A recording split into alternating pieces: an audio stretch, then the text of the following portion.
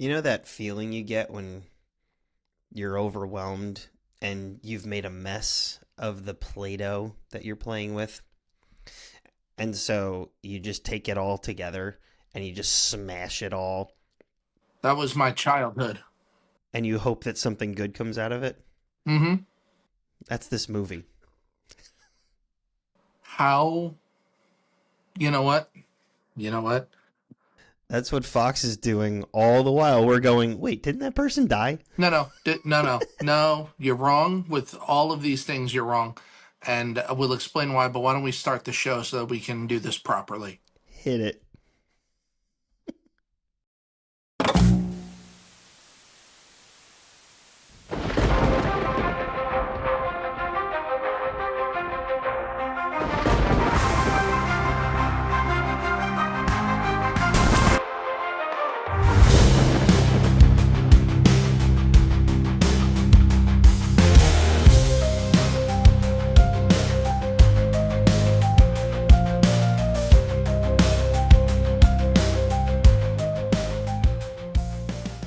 Ladies and gentlemen, welcome to another exciting edition of the Sanctum Sanctorum podcast, where comics and Christ.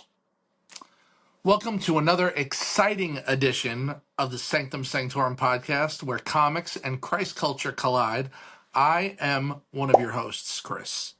And I am totally going to leave that in the episode. I'm Joey. You know what? That's totally fine because, mistakes are part of life and sometimes they make us better as It's all people. natural. It's al natural.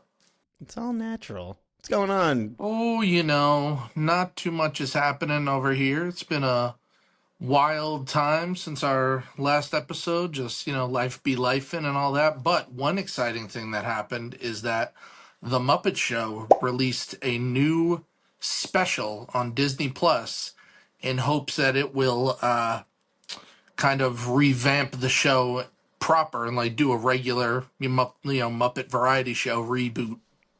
I imagine because you're bringing it up, you've watched it. I actually, well, as of the airing of this episode, I will have watched it, but as of you and I speaking, I'm watching it tomorrow night when my buddy comes to visit. Got it. How do you feel about it? If I remember correctly, it's Sabrina Carpenter on there? Sabrina Carpenter and Seth Rogen are both Okay. in it. I don't know to what extent, but Sabrina Carpenter is the guest host that they used to have celebrities when they did the show in the 70s. I have Right. no problem with that. It's like Saturday Night Live. You're not going to love every host or every musical guest, but Totally. that doesn't mean that they're going to do a bad job either, just because you're not a fan of their work normally. The newer stuff, since we're talking about Muppets, I forget exactly what the quote is, but particularly I grew up with the Muppets. I grew up watching the show. I grew up watching the movies, and my movies are the quintessential movies. There's three of them. There's Muppet Treasure Island, Muppet Christmas Carol, and Muppets from Space.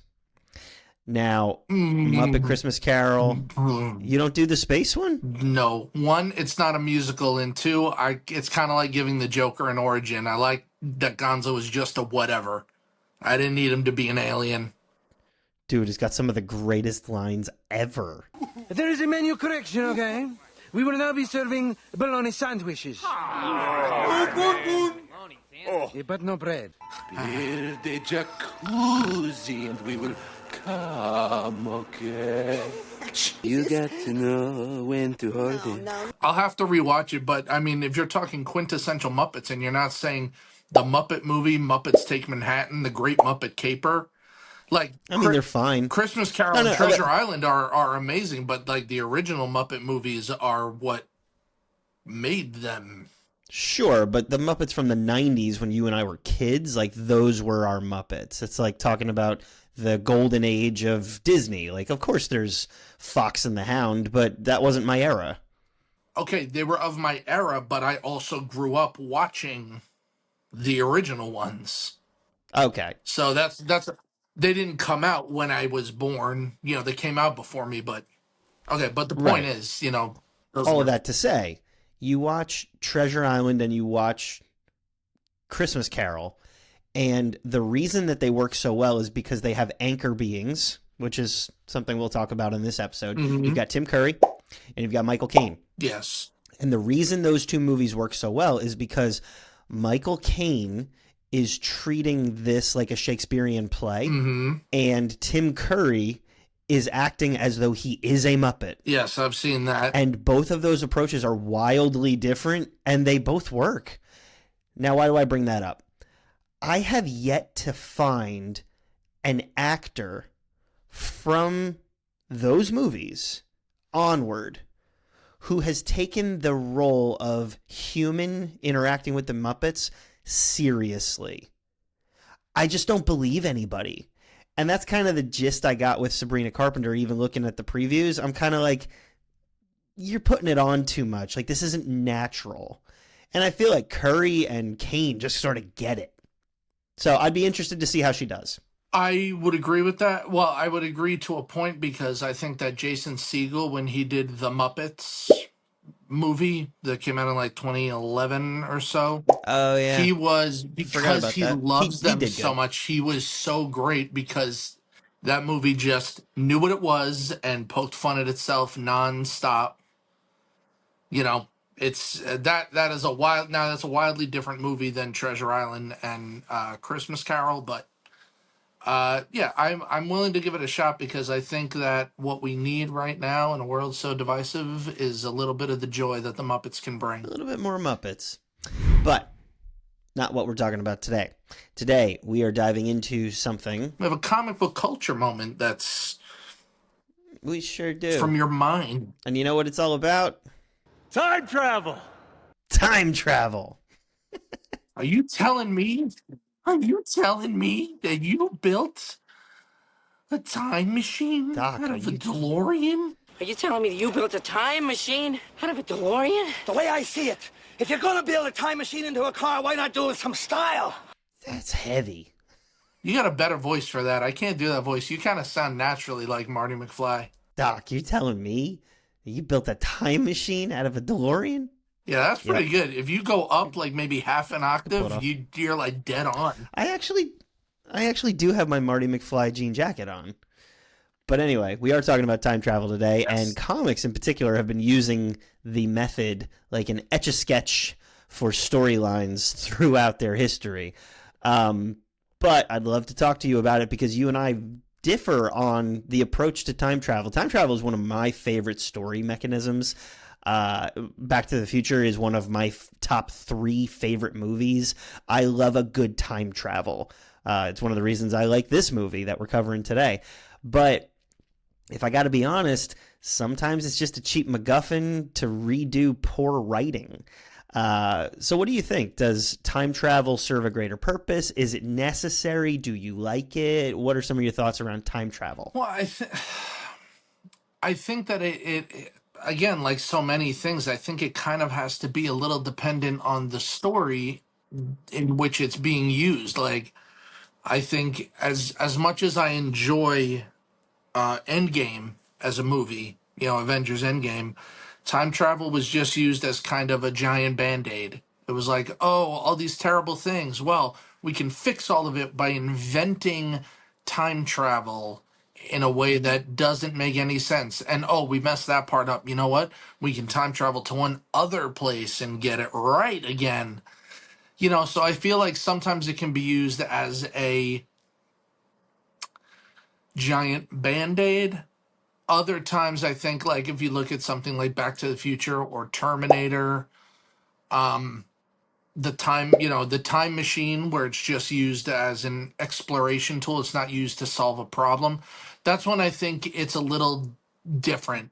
So I think the difference becomes, are you using time travel to explore a future or a past, or are you using it to fix your own problem? So something like Doctor Who, Back to the Future, the time machine, they use it because somebody wants to explore time. Now, sometimes problems arise and you need to, you know, fix that which you have screwed up. And I have no problem with that because then time travel is the point. It's not the device. Whereas something like, you know, Endgame, even this movie, to a degree, you have a problem, and it's like, let's time travel to fix the problem and create maybe a bigger problem, you know? So I think it depends on the story and how it's used. I like it. I've never seen it done flawlessly. No. Just being honest, there's never been a point where one attempt doesn't contradict another attempt, and to me that's kind of okay. I like I like kind of the symbolism that it represents, that you can go back and fix things, that nothing is beyond repair, that you know, obviously within our lives, within our spirituality, within our relationships, there's always second chances. We should be people of second chances, particularly if we're following Jesus. I love the story idea of time travel that says not only do I get a second chance, I can create one. And I've always thought it was cool. Like one of my fantasies growing up was like, if I could go back in time and write, quote unquote, the greatest record of all time with like my hit song Bohemian Rhapsody, my hit song Everlong. Like if I just took all my favorite songs and I made a record, that's always been something I want to do. Or maybe I've done it already and you just don't know. Because that wasn't me. That was the old me. I mean, I just got here like 20 seconds ago, but would you believe me if I told you I was from the future? No. I just quoted the movie that we're talking about. Anyway, I like time travel. I think it's great. What do you think, audience? Drop us a line in the comments on YouTube, Facebook, and Instagram about your thoughts on time travel and whether or not Chris is right. Well, before, and you can edit this in, I want to push back a little bit quickly on what you said. There's no edits in this one. I'm not fixing a thing. Okay, well, then before you tell us what you think, I'm going to push back on you just a little bit. When you said you like that time travel gives us, you know, the hope or the idea of second chances, I don't think that's really true in the way that it relates, because you're basically erasing the first thing you did and doing it better the second time, or doing it differently the second time. That's different than having a second chance at something, because if I do something and screw it up and I try again, I have to live with the past mistake. I have to deal with the consequences of that past mistake, and then I have a chance to maybe make it right, but that doesn't erase what I did. Whereas time travel gives you a second chance, gives you a second opportunity with none of the consequences of what you did the first time. None of the consequences I'll agree with, but if we want to play with the technicalities, technically the person who's going back in time knows that it's their second attempt at this, and they will have to live with those regrets or those reliefs, so to speak. But that's only mental. But like the relationship that you broke, or the job that you lost, or the consequences outside of whatever's happening to your body or your mind no longer exists. So you don't have to, you know, what if you're somebody who just doesn't care about your feelings, and it's like, okay, well, it's better now, so I don't care about what had happened before. Maybe, but you do realize we're arguing about a fake technology that does not exist, right? You realize we have an entire show based around arguing about movies about superheroes, right? Yes, and I'm right. I'm just so wrong. I'm not saying you're wrong. I'm just saying, you know, it's playing a little fast and loose with the idea of second chances, exactly. Well, it gives me hope. To quote Princess Leia from Rogue One. Hope.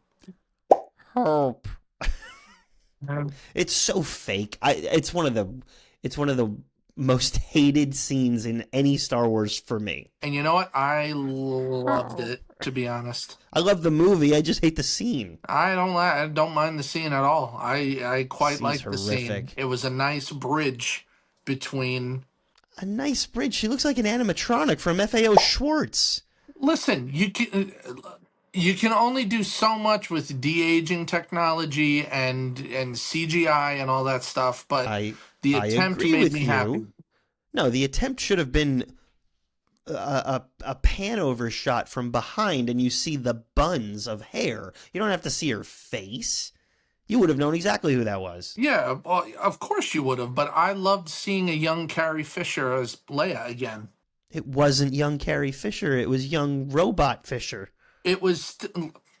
Listen, you could say the same thing about any de-aging technology used in any movie. Yeah, but she was horrific. Anyway, today we are covering Xmen, Days of Future Past. And I got a plot synopsis that's going to knock your time traveling socks off.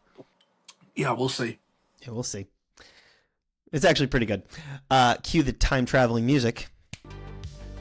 Here we go. If it's not the Back to the Future theme, I want no part of it. It will get demonetized. Actually, we're not making money anyway, so might as well go for it. Now, wait, do you mean the Back to the Future theme song or The Power of Love by Huey Lewis and the News? Actually, if you're going to pick up like a pop song, I'd rather do Back in Time. That one's good, too. That one's I mean, Power of Love is the Power of Love, but, Back in Time is a little more on the nose, It's true. All right. All right, go Cue ahead. the timely music. Here we go.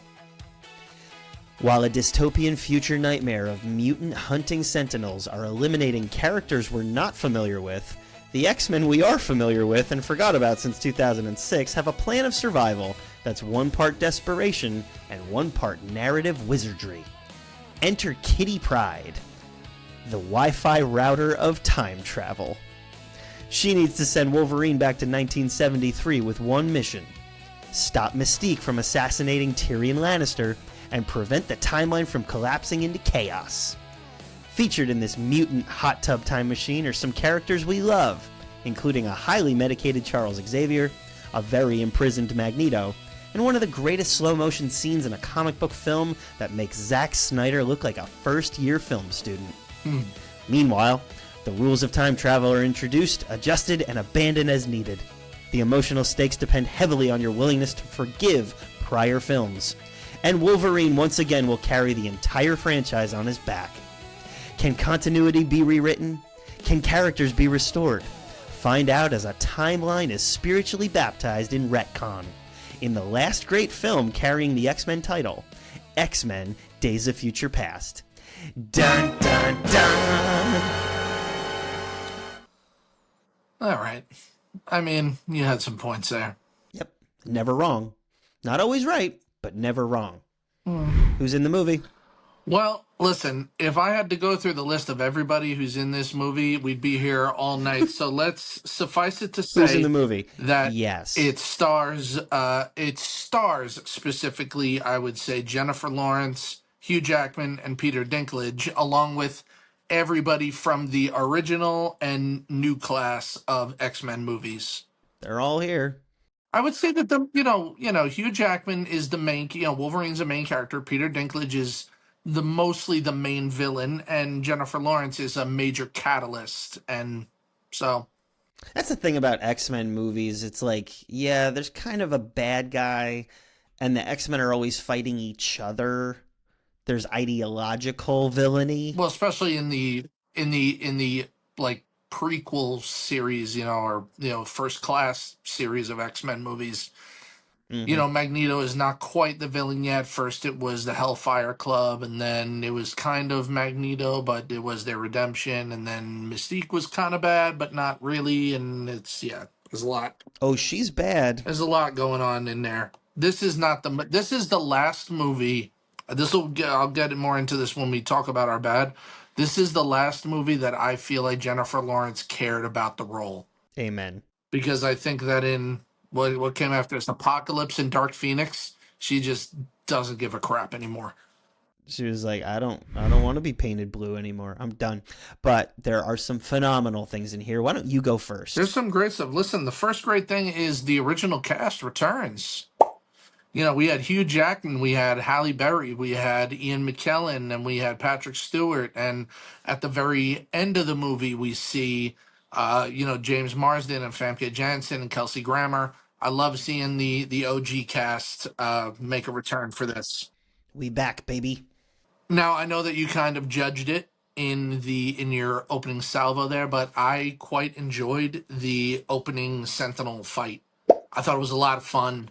Oh, it's genuinely terrifying. Okay, so they kind of remind me of the Destroyer from the first Thor movie.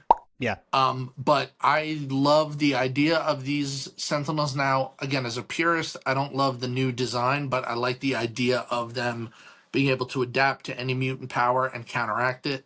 And I love the introduction. I know we didn't get a lot of time with them, but I like introducing, Blink and Warpath and Sunspot and, some of these newbies, I think is fun. It was okay. We'll get to that. But I think that opening scene instantly raised the stakes. It's probably one of the darkest and direst futures that Marvel's ever put on screen. Like, it's instantly hopeless, and you get there really quick. Yeah. Well, speaking of the dire future, I also like the little reference of having the M brand over the eye of you see some of the prisoners have that M above their eye like Bishop has, and that's the mutant brand. So it's kind of another reference to how it is, kind of mirrors the idea of the Holocaust of like branding the other that are seen as lesser than. So I like that they they didn't harp on it, they didn't linger on it, but you saw it in two quick scenes, and if you caught it, it was like, yeah, that's what they did in this timeline. Interesting. QuickSilver, awesome. QuickSilver. Love QuickSilver in this. I forget his. It's the best scene in the movie. It's one of the best scenes. I don't know if it's the best, but it's certainly one of the best scenes, and I think he's just so much fun. And this is controversial, but I like the X-Men QuickSilver better than the Avenger QuickSilver. 100%. That's not controversial. That's just fact. He's way just better. From other things that I've seen, there are definitely differing opinions on that idea, that it's a better character, but he's got the better power, but this one's got a better suit, this one's got a better movie, this one's got a better whatever. I think that Ralph Boner, man, all around X-Men QuickSilver is better. And I love his little reference to, in the comics, he's Magneto's son. And so I like just the little reference of like, my mom knew a guy that could control metal. My mom once knew a guy who could do that. That was fan service for fan service sake. Yes. Particularly because Wanda, his sister, is there. Okay. Doesn't really make a ton of sense, but whatever. No, it was a throwaway line, and it doesn't affect the story one way or another, but it was a nice little thing. If you knew it, you knew it. And it was a nice thing for that. It was for us. Exactly. Thank you. Bone claws. Love when they bring the bone claws in. I'm a big fan of the bone claws, more so than the adamantium claws. That's just a personal preference. So I like that they were there. 6 of one, half dozen the other. To me, like they're cool. They look cool. The love is for the character, not necessarily whatever the claws are doing. The fact that he has claws is important to me. Yeah, but it's it's one of those aesthetic things of like, do you like when the character wears a mask or doesn't wear a mask? Think about the difference between Deadpool and Wolverine when he's in the yellow and blue and when he's in the black leather of the first X-Men movie. It's the same character doing the same things, but one, there's one look that you prefer over the other, and so it's nice to see when they do that, Yeah. I feel like But wait a second. Okay. What am I waiting for? The point of the adamantium claws is that he can then cut and slice through everything. Can you do that with bone? I mean, when he's using them, he's stabbing people, sure, and the full force of anything impaling you, absolutely. But the point of Wolverine is the slicing. He can't do that with the bone. I would say that in the two movies that you see him with the bone claws, there a need for them to slice like that doesn't come up.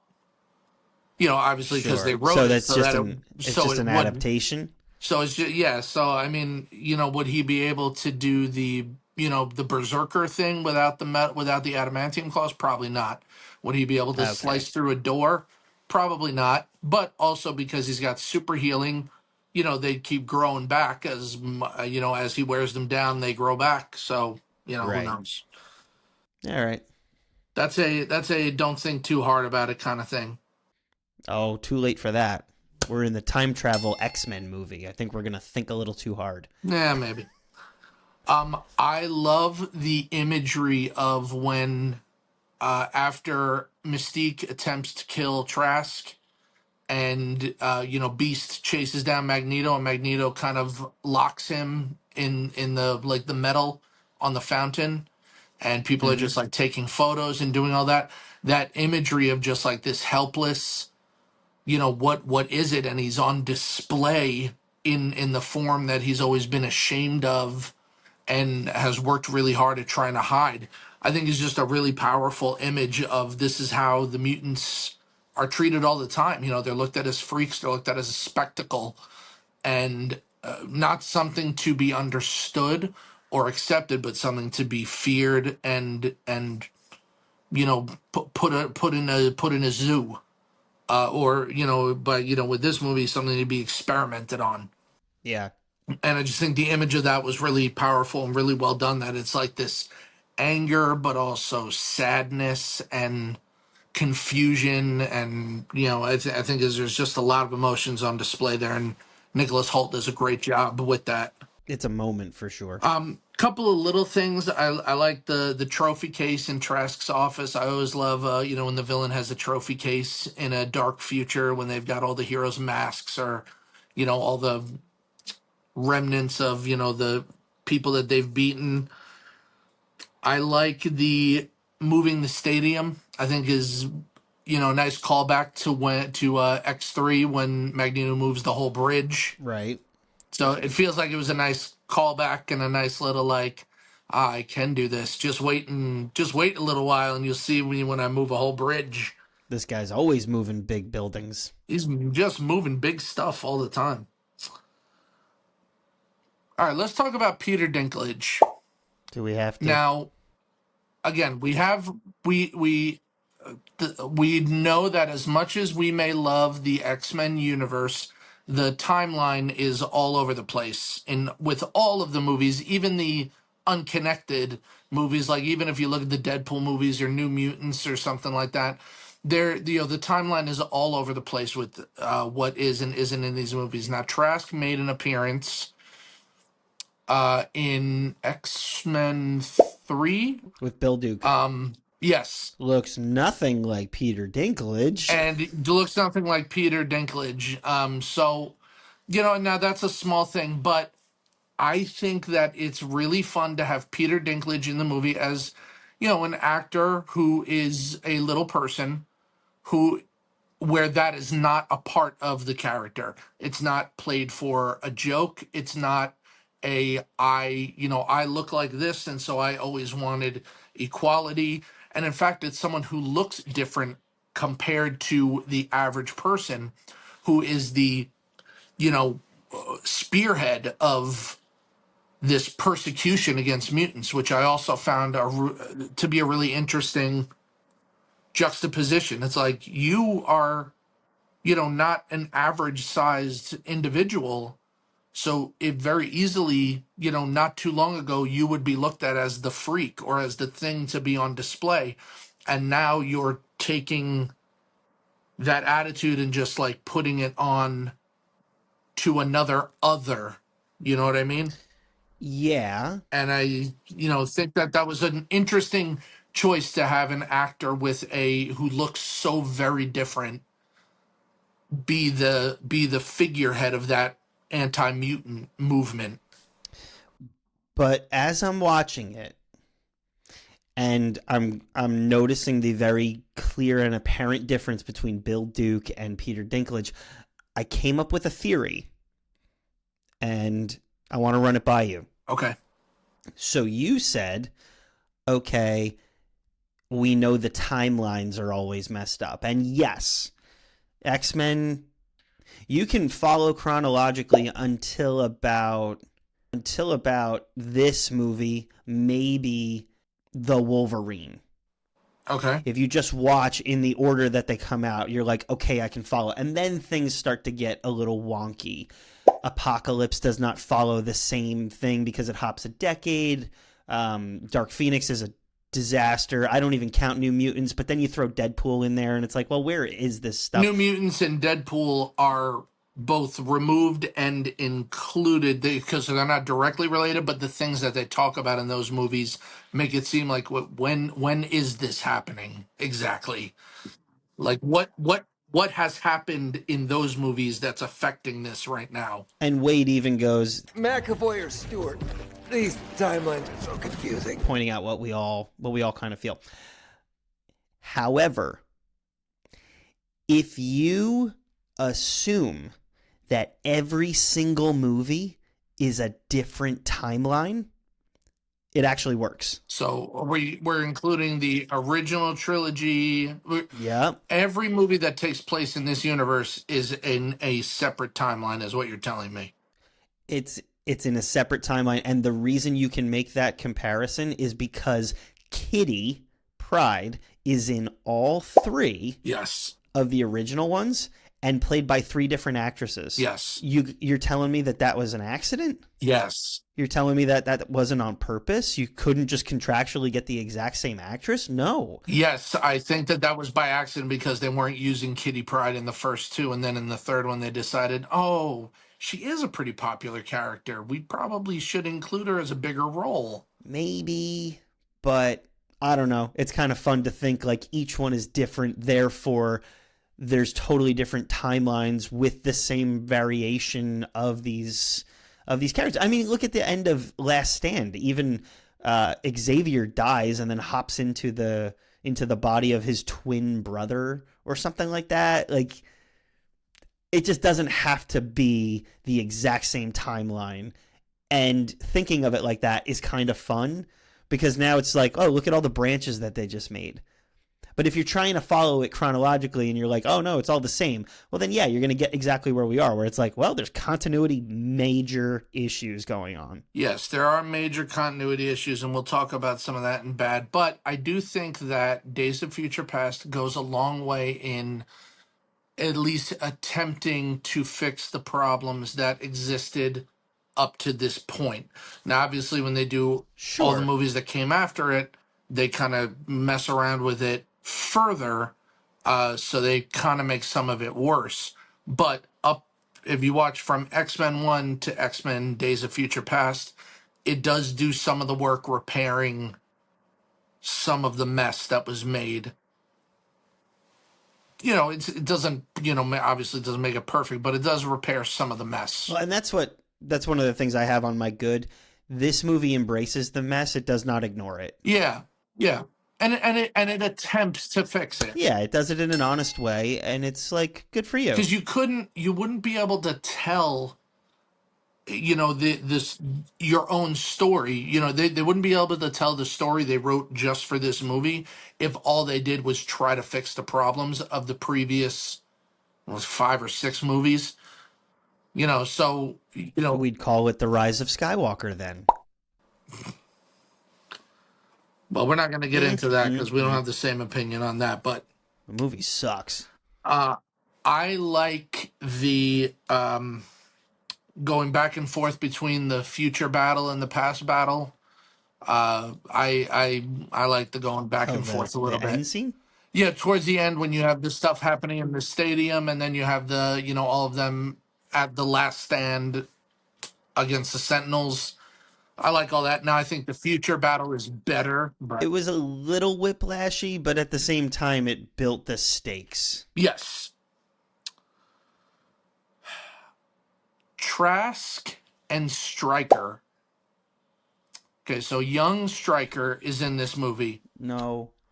Now, that doesn't make a lot of sense, no. But I think that since he's in the movie, if we think about the character that we see in X2, and even in X-Men Origins Wolverine, again, a different actor, but the same character, I feel like Trask and Stryker are two sides of the same coin, where they look at mutants differently. They both hate mutants, but you have Trask who looks at them as something to be experimented on and then disposed of, where I feel like Stryker looks at them as something to be experimented on because they serve a purpose. And that purpose is to make a perfect soldier, to be used as a weapon, to be used, mind you, however they're being used. But Trask looks at them as just pieces to take apart. And Stryker, I think, looks at the whole and says, we can improve you and then use you the way I see fit. Now, are you disposable? Yes. Are you, what's the word? Where you're, yeah, I guess disposable is the best word, but, you know, Expendable. expendable, that's it. Are you expendable? Yes. But there's also, you know, many stories that tell of, you know, soldiers who are treated as though they're expendable. So I like Sure. that kind of that difference there is that these are two both really crappy people who are really wrong in the way they think about mutants, but they treat the idea of them just a little bit differently. It's not quite as different as, you know, Xavier versus Magneto, but I think that it's still, you know, got a little bit of a divide there that I think is interesting to talk about. Yeah, it's an interesting juxtaposition for both of them. They're coming to the same immoral action based on very different approaches. And it's like, well, you still need to fight the evil. And different needs. Yeah, it's interesting. I got two more things. Since we're talking about two sides of the same coin, you know, Charles and Eric's relationship, I think, is something that is consistently good throughout every X-Men movie that they're in. I've always loved They nail the that every relationship they time. have, and especially Patrick Stewart and Ian McKellen. One, because that's my Xavier and Magneto. You know, that's the one I grew up with. But also, I think because they're such wonderful friends in real life, they have such a wonderful relationship in real life that you see that kind of played out when they have those friendly moments on screen. And so I like that. Yeah. I've always loved their relationship, and it was written to be this way. But I love that, you know, in Charles you see, you know, Martin Luther King, and in Magneto you see Malcolm X. They want the same result, but one wants to do it peacefully and wants there to be understanding and sit down with the enemy, whereas the other thinks that change can only come with force. You can only you have to make things change. You can't just hope for change. You got to force it. You know, so I think that's an interesting change as well. Lastly, the road cut, so much better than the theatrical cut. I have it in my other. Oh, see, I wouldn't say it's much better. Well, they're two different things, right? Like the theatrical cut is a better movie. The road cut is a better X-Men story. If you separate them, then yeah, you can actually have both. Like what you take out from the theatrical cut flows better from a concise story. When you throw Rogue in there, it's like, all right, do we really need that? But if you're trying to tell a good X-Men story, then yeah, you do need it. But not if you're trying to knock out 90 minutes in a tight script. So that's why it's other for me. Like, they're not bad, the road cut but they're adds different. maybe 5 minutes to an already over 2-hour movie. So It's 20 minutes. no way. 20 minutes? 100%. Dude, I clocked it. It's 20 minutes. All right. Even still, There's a lot of story in there. it was a better death scene for Iceman. It was more fitting to have 100%. Rogue be the one with Wolverine at the end because they're the ones who started the original one together. So I just feel like it was wrong to cut it out. I agree. It's a better X-Men story, but it doesn't make it a better movie. I think that it improves your movie watching experience. I think it's two different stories. Well, and this goes into something bad that I'll talk about. It shouldn't have been Kitty. We're going to talk about that. That's a completely different issue. Exactly, but if it's not Kitty, then yes, Rogue stories make sense. But it is Kitty. So we have to play within the sandbox we're given. Because it is, adding Rogue in there now becomes two different stories. So take her out. If it's not Kitty, then yeah, this makes sense and it's a really great X-Men story. I guess. That's all I'm saying. I think it improves the movie and the story. I think it makes both better. I'd rather have a longer movie with the payoff that the road cut brings and the emotion that the road cut brings. Fair enough. Which I notice is it's one of my catchphrases. You and I both have catchphrases on this show. I say fair enough, and you say... Listen. I know I say listen a lot. I say that in real life a lot, too. Listen. So I have two other things. You covered a lot of it. It's, there's some great stuff in this movie. There's two other things that I pointed out, and one actually builds on the other, and I think they're good, but they actually delve into the realm of kind of theory about where the MCU is headed. So buckle up. We're going for a ride. So one thing I really liked was the callback. And it's technically a future callback, so it's like a Days of Future callback. Professor X says, just because someone stumbles, loses their way, it doesn't mean they're lost forever. Where else have we heard him say that? Not in the past. Multiverse of Madness. Just because someone stumbles and loses their way doesn't mean they're lost forever. We heard it in Multiverse of Madness, which we're going to have to cover at some point on this show. I think it's a misunderstood movie. But that got me thinking, like, Charles says it to Logan in Days of Future Past, and he says it to Strange in Multiverse of Madness. And okay, so the point of my point here is like, okay, cool, I like that they used that. But they used it. And what's interesting to me is a lot of people are talking about how crucial Endgame is for Doomsday. How you need to understand what, the events of Doomsday are contingent on the events of Endgame, and so you have to really understand that. I actually think you need this movie too.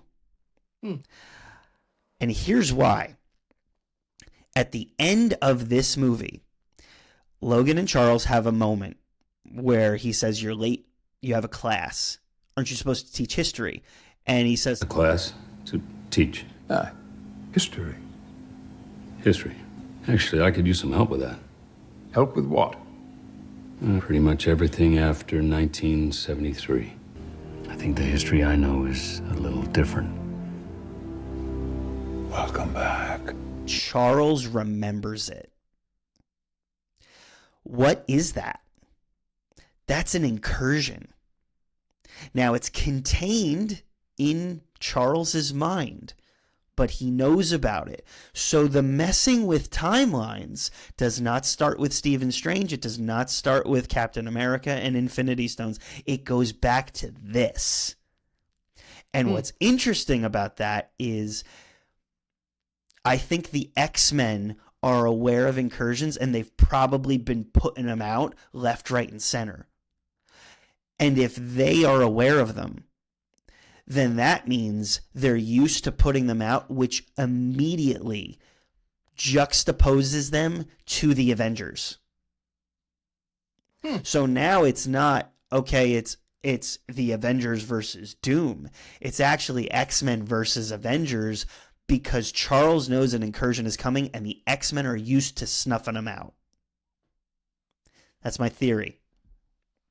I can't prove it. I don't hate that. I kind of like it. I would be on board if that's a direction that they went with it. I think that definitely works, and I think that would be fun.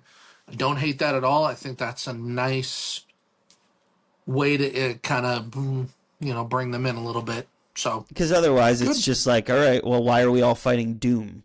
I think Doom's the red herring that ultimately at the end of the movie becomes this massive threat because he's just power hungry and uses everybody, manipulates everybody for his own end.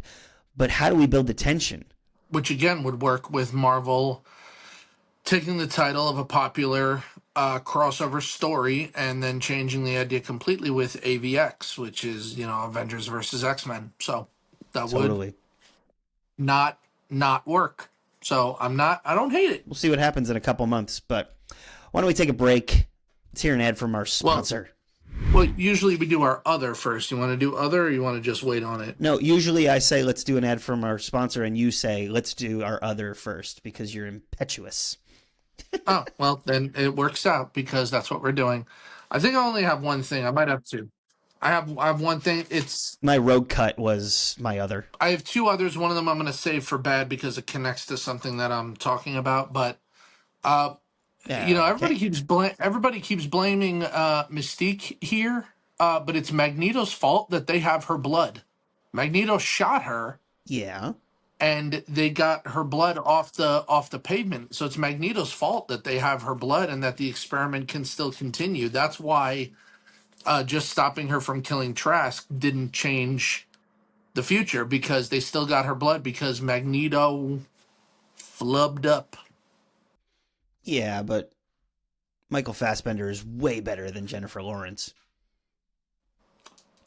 What does that have to do with anything? I don't know that I would Absolutely. like Michael Fassbender in that blue body paint, so I don't know that I agree with that. Well, okay. You took it to a weird place. Yes, well, seems like a good time for a break now. Now I'm ready for a break. Tired of waiting for Amazon, Temu, and other services that offer fast deliveries? Try QuickSilver delivery services for when you absolutely need your items yesterday. Literally. You won't even see your package coming. Video games? QuickSilver. Wardrobe? QuickSilver. Jailbreak? Also QuickSilver. We guarantee your package to arrive in 4 to 5 nanoseconds after delivery, or your money back. Just kidding. We're not giving it back. QuickSilver deliveries for when you need it immediately. Oh, there it is. That's a ledger. That's great. Oh, all right. I'm glad you liked it. That was great. Well, as much as I love a lot about this movie, and dare I say it's a top 3 X-Men movie for me. If not, Oh, I would say absolutely. When you say X-Men movie, do you mean only team movies or all movies within the all X-Men movies universe? within the X universe. So that includes Deadpool movies, Wolverine movies, X-Men movies. Okay. Yeah, I'd still put it in top 3 all-time X-Men universe. Okay, let's do this real quick. Top 3. Go for it. Oh man, top 3. Okay, top 3 is in no particular order. Sure, no, I'm it going to doesn't do have to top be. 3. I'm going to say Logan, Days of Future Past, and Deadpool, the first Deadpool. Okay. With an asterisk on the first X-Men movie because it's a very special movie for me. But if I look at it purely critical, it's not one of the best. It's just special for me. Sure. So those 3 I would say are the best. Are gonna be the top 3. Deadpool, Logan, Future Past. My 3 are gonna shock you. Hit me. Well, actually, no. One of them's gonna shock you. Days of Future Past is my top. Okay. X2. That's an absolutely fair addition. Yeah, that's a completely fair addition. And this is not what you're gonna believe. The Wolverine. I love it. Not a bad addition. I feel like the Wolverine is kind of a mid movie. Like it's not bad. It's fine. I think. Let me see. That's been a long time since I've seen it. But so if we want to be fair, I think it's scheduled for this year. That's what I'm checking. You do have it scheduled. When we talk about it, oh my gosh, it is one of the most stylistic and unique movies that takes itself very seriously. It's one of my favorite storylines of Wolverine. I like the Japan arc of Wolverine. It's great. But I'm not saying I don't remember it, but it's been some time since I've seen it, so now I'm excited to rewatch it. So I will be interested. I can't believe that you don't have any of the Deadpools or Logan in your top 3 X-Men movies. That's shocking. They're excellent movies, but that's top 5. Okay. Top 3, you got to be... And there's a reason for each one, right? Like, Days of Future Past wins because I'm a sucker for time travel. Like, you change the time and you can go in the past, you got me. It's the best X-Men team movie, I would say. Yes, and you took a disparate franchise and you brought it together within a comic line that actually already exists and it makes sense, genius move, well done. Okay. X2 is great because of everything we talked about in episode 19 or whatever we did. If you're not familiar with our thoughts, go check it out right here. And Nightcrawler is just phenomenal. But Wolverine Can't wait to see is him again. a hop, skip, and a jump into just good cinematography. And it actually kind of redeems Origin. Not that that's a good movie, but it's like, look, no, Wolverine can be his own movie. And that was like, oh, by the way, if you just get Wade Wilson out of the way and you figure out what you're going to do with him, we can actually do something good with this character. And he is. He's my favorite X-Men character. There's nothing bad about Logan. But there is something bad about this movie. In fact, I've got a lot of bad things about this movie. Do you want to start? I kind of do. I'm a little selfish. All right, no, go for it. All right. The time travel rules are fuzzy at best with this movie and every time travel movie. But is Logan changing a fixed timeline? Is he creating a branch? Is he overwriting history? The movie is not concerned about logic at all, and it's just a little apparent. Is it even really a time travel movie? Not really. Because he doesn't go back in time. His consciousness does. That's a whole different kind of thing, I feel like. Right, and it's like, okay, are we fixing a timeline? Are we just trying to get the band back together? Like, what are we doing here? That said, I know you hate this, the 60s, 70s, and 80s decade jumps in this unofficial trilogy are horrible. The actors don't age. And yet we're expected to believe that 10 years go by. It's just, that's ridiculous. And then at the end of, what is it, Apocalypse is the 90s or the Dark Phoenix is the 90s? I think Dark Phoenix is there. He's supposed to look like an aged Ian McKellen? Give me a break. So that doesn't work. Yeah, no. Now, speaking of time travel. But the problem for me was I don't like the 70s aesthetic.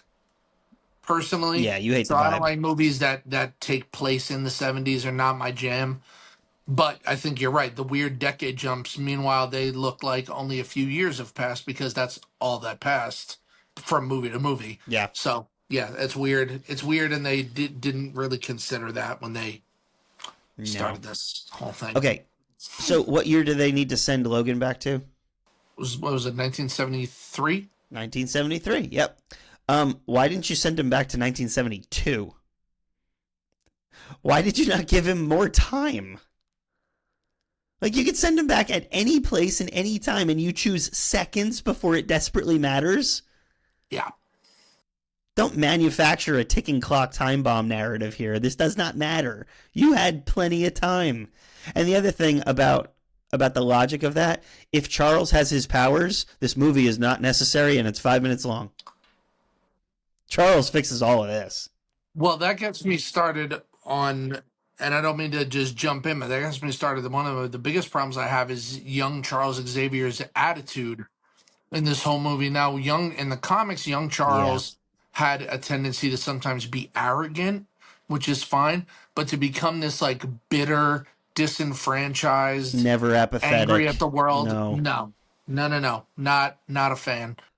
Here's something I'd like to point out. JFK is not a mutant. Unless you're going to develop it. Because once he said he's one of us, Charles, I was like, oh, that's cool. And then they just never touched it again. That was actually a way more interesting story, and they didn't touch it.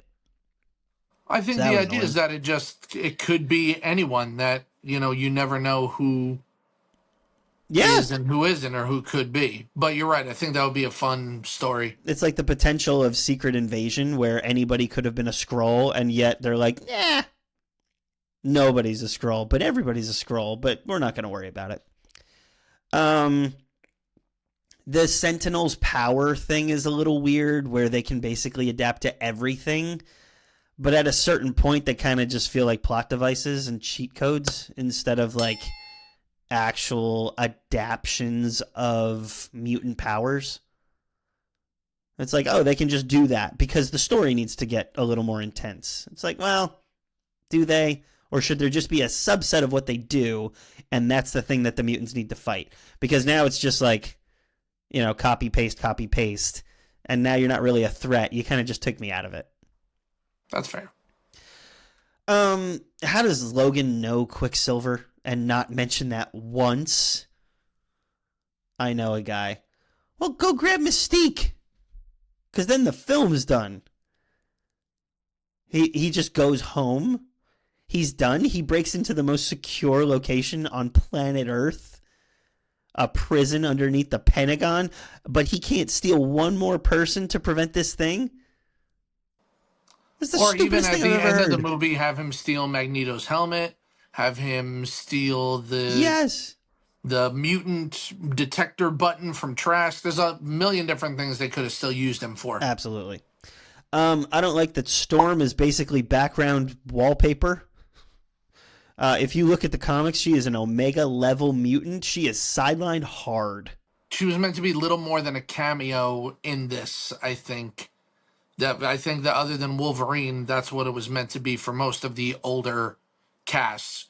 Was that it was just meant to be like, oh, there's the one that I remember. I like Halle Berry, so I thought she did a great job. Except what happens to a toad when it gets struck by a lightning line? It's still horrible. Kitty Pryde's powers suddenly do whatever the plot needs them to.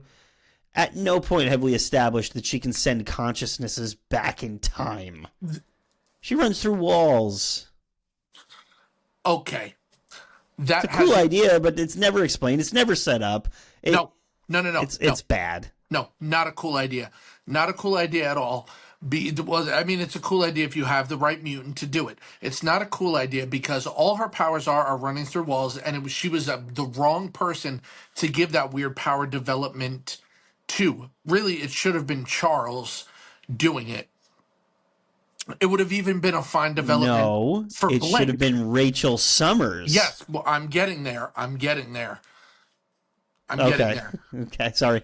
Continue. As far as characters that we introduced in this movie, Charles is the only one that makes sense to have done it. However, in the comics, it was correct. It was Rachel Summers sending Kitty Pryde back in time to her own body, and that made sense because she's Jean Grey's daughter. She's Scott and Jean's daughter, one of their many children from various timelines. That was the natural development of her powers. To give Kitty this power all of a sudden made no sense whatsoever. It's not even remotely connected to the idea of phasing through walls. If she already had psychic powers or telepathy powers or some kind of brain mutation, then I would be like, okay, they changed it. They made a weird leap in logic, but at least it was in the same realm. But the fact that that has always sat weird with me is you try to advance a character that I never really liked the movie version of to begin with.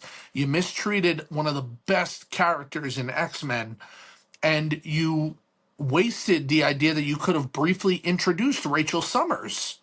Because we would have known, the comic book fans would have known who she was, and it would have referenced the fact that both of her parents are likely dead in this future timeline, and now she's doing what she can to hopefully change that. So it was just a waste all around. It was stupid, and I hate it. Well, and I agree with you. They should have kept her in there, and they probably didn't because they thought, well, we've never introduced her before. The audience will be confused. No, we would have been fine if you said the last name Summers, but the idea that the dynamic of Logan and Charles and Storm have to protect this child of their friends who have died and also use her powers, and the tension that would have caused would have been amazing. And they said, no, thank you. Complete missed opportunity. I saw it on the wall. It was so there. And it's like, guys, so bad. Hate it. No. Okay. Mystique is over centralized. Like, I don't know why it's such a big deal that she has to be stopped, because later on, Logan actually has nothing to do with the salvation of Mystique at the end. She just decides to show compassion. And that's what changes the future? Because Jennifer Lawrence was and is one of the biggest stars in the world, and that's why she had to be the main character. And it's interesting, you kind of see that now looking back. You know, what is this movie? Almost a decade old or so. And it's like, oh, we kind of see where Hollywood was just like, yeah, you can have all the billing, but it makes no sense story-wise. Mm-hmm. So there's that. I don't like that we underused Bishop and Blink and Warpath and Sunspot. Like, awesome designs, minimal characterization. Should have used them a little bit more. They kind of just use them for action figures, which is dumb. Actually, we never even got action figures of them, and we should have. Yeah. As a collector, we should have gotten some. Magneto's character arc is just repetitive, familiar beats. It's like, I've learned, actually, no, I haven't. I think they're better, actually, no, they're not. I think I'm going to give them a second chance. I need to wipe them all out. It's like the character's ideological loop starts to feel cynical rather than progressive. And if he's such a mastermind like he is in the comics, the movie characterization of him limits him to the same growth over and over again every single time. And it's like, didn't you just learn this in the last movie? Apparently not. And I think that's disrespectful to the character. Such a compelling character. As, quite honestly, if you're not watching X-Men 97, like, there is some depth and growth and amazing things going on in that TV series, where you really see Magneto as a compelling character, a lead almost of the X-Men. And then you look to these movies and it's like, well, no, he's a one-trick pony. He's led the X-Men before, so yeah. What do I have? The last third act is The Matrix. I never saw that until this last movie, where there's a big battle going on somewhere, but there's another battle going on in somebody's mind, and so we just have to make sure everything's okay. That's The Matrix. Yeah. Last thing, and we kind of talked about it, but I hate the robbery of Kitty. Because what goes on, you know, let's dive in a little bit more into the comic of this. This needed to be Kitty sending herself back into her teenage self, because then the point is the future is changed by someone society doesn't expect to matter. And here, it's just Back to the Future was a cool movie, right? Like, oh yeah, we're trying to fix our movie, but the point of that entire comic line is that the future is changed by people who remember it. And Kitty doesn't get this coming of age moment that she does in the comics, where she comes to terms with herself and her past trauma and her past failures, and she gets that redemption, which is why I was saying earlier that I like time travel movies, because of the redemption aspect. You see that in this comic. You don't see that in this movie. And so she doesn't get that. And quite frankly, it's not a female-led moral victory now. It's just the lone warrior because he's marketable and we know that character. So it shifts to Wolverine, and that's fine because we know him. But the comic line is so much richer, and I think we traded poorly. Yes, I agree 100% with that. But I think that it would have been hard to do with the version of Kitty Pryde that they introduced in the X-Men movies, who is a poor representation of the Shadow Cat from the comics. Yes. So I think that already was working against them, so that was never really going to work. But it's also the standard for Marvel to take the title of a beloved storyline like Civil War, like Days of Future Past, like World War Hulk, you know, and even like Deadpool and Wolverine, and use them in name alone. Yeah, and use them for whatever they need. Story that they tell whatever they need. And I'm not saying you can't do that, but then don't call it that, because I want to expect an adaptation of a story that I love. It's like, saying we're going to do Batman the Long Halloween, and it's not the Long Halloween. Then it's like, well, why did you call it that? Just call it something else. Which is sad, because I almost expect that now. I expect that if they're going to use the title, they're using it in title alone. And that's kind of sad. It's like you're not going to get a faithful adaptation. No, you're absolutely not. That's exactly what they do. They're using it in title alone so that it grabs people who are familiar with the title to come and see their movie. And then it's like, oh, this isn't even remotely like, it's like, I guess the bones of it are kind of there, but it's not what it's supposed to be. Yep. That's all my bad. What do you got? I mean, you covered most of what I have. The rest of that I have is mostly petty stuff, to be perfectly honest. Give me 5 petty things. Well, this movie happens in the middle of the Vietnam War, right at the end of the Vietnam War, but Wolverine fought and was recruited in the middle of the Vietnam War by Stryker. So why is he working as a mob enforcer when he should have been already being experimented on or overseas fighting in Vietnam?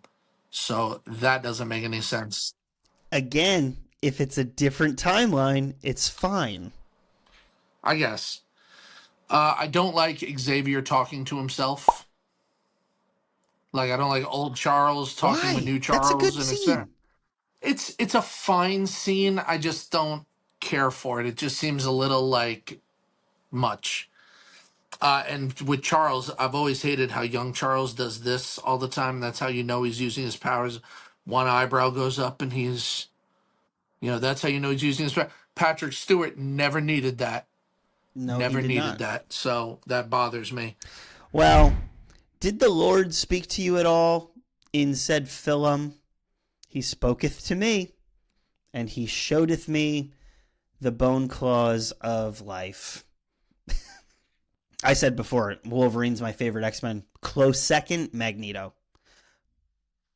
I mean, he's a flawless character, written-wise. He's very flawed, but he's a flawless character. And he's got this line. He says, "I've been at the mercy of men just following orders. Never again." And that is his trauma speaking. He is referencing, if you watch some of the other movies, you get some of his backstory. He's referencing the deepest wound in his life. If you go back to First Class, it's when his mom died. It's when he gets conscripted. He's in concentration camps, and he's feeling powerless in the face of systemic evil. And so his entire moral framework is built on avoiding vulnerability, because when he was vulnerable, he was abused. And so his theology of the world, his gospel, almost, if you want to use that word, it becomes don't depend on people, never submit, never trust anybody, never become powerless. And so power for him is actually salvation. Control actually becomes his way for peace and security. And as I'm watching it, I'm like, well, that's not necessarily villainous. That's just kind of human. And it gave me such an empathy and a connection to the character, because I've got a version of that where if I feel ignored, I'll just control attention. If I feel unsafe, I'm just going to control my outcome. If I feel powerless, I'm going to control people so that I'm back in control. You see, our pain doesn't just hurt us. It actually disciples us. It gives us a worldview. And we start viewing people, we start viewing power, we view positions, we view everything through the lens of our pain. And at the center of our faith comes this tension. And that tension is that God saves the world through choosing vulnerability. He comes to us in our weakness. He dies by submitting to injustice. He doesn't just open up his mouth and call down fire and angels. He just submits himself to power that he's clearly over. but even his death is absorbing violence. So Jesus does the very thing that Magneto swears never to do again. He entrusts himself at the hands of broken people. That challenged me a lot. It still kind of rubs me the wrong way, because for me, like even the day I had today, like being vulnerable cost me something. Now I've got a choice. Do I just harden myself and don't trust people? Or do I take the way of Jesus and decide, no, this is what you did, and it costs you everything. Mine isn't going to cost me everything, but I want to be more like you. That's the kick in the rear that's going to be really hard, because the Magneto path feels safer. It feels more rational. It feels more predictable. But being vulnerable with God and with other people, that's the thing that requires faith. And I think that's the thing that kind of transforms us. So this movie kind of kicked my ass a little bit, but in all the right ways. But what did you find? Well, I know that I kind of argued it in the beginning, but what you were saying in the beginning is kind of the idea behind my spiritual content, and it's not long, but this is a whole movie that kind of explains how the future is not set in stone. And what it really connected me to was the thief on the middle cross. I mean, the thief on the cross. When, everyone is mocking Jesus when he's hanging on the cross, and the one thief says to him, like, if you are the Son of God, and if you are this, great Messiah, then, why don't you save yourself and save us? And the other thief, knocks him down. All I'm asking is that you remember me when you go into your kingdom and when you go into your home. And it's this idea that your past doesn't have to define you, and the future, it also doesn't have to define your future. So it doesn't define your present. It doesn't define who you can become, because there's always a chance for change. There's always a chance for redemption. Can you go back and undo the things that you did? No, but can you be better from that point on? Can you pick a fixed point in time and say, this is where my life changed. This is where I made a decision to be better, to be different, to follow who I always should have been following? Yeah, I think that it does. And I think that this is an opportunity where that happened for the thief on the cross. And I think that that's a great story that connects to this idea that Mystique's future, Wolverine's future, Magneto's future, Charles's future didn't have to be defined by this momentary pain that they were in, or this momentary choice that they were making. And so for me, that's really where I landed with this, is that the future doesn't have to be set in stone. I like that. Now, here's the thing. We now shift into our bat rating of said film, and I always come with a rating. I have not done that this time. I have weighed out the pros and cons. I know our rating system, and I'm going to react in the moment. And with all the tension I've built, you go first. Listen, I make no bones about this is in my top 10 comic book movies, in my top 3 X-Men movies, easily, no question. This is a Keaton. I know it's got issues. It doesn't fix everything wrong with the timeline, but this is a fun movie. The road cut especially, I think, makes this movie, and that's where I'm at. Keaton all day, baby. Well, I also give it a Keaton. I think it's great. I think there's a couple issues, but overall it's probably the best version of the combination of the old and the new. I think it's fun. I think it's got a great message, and there's a lot of layers to it. I think it actually sets up where we're headed for the MCU, so overall, it's great. I give it a Keaton. But what do you guys think? Drop us a comment on Facebook, Instagram, or YouTube about what you thought about X-Men Days of Future Past, and we look forward to seeing you guys next time. Chris, take us out. Well, to wrap things up, kids, we're going to take it on a bit of a serious note. And we said this earlier, but remember, just because someone stumbles and loses their way doesn't mean that they're lost forever. So be kind. See you next time.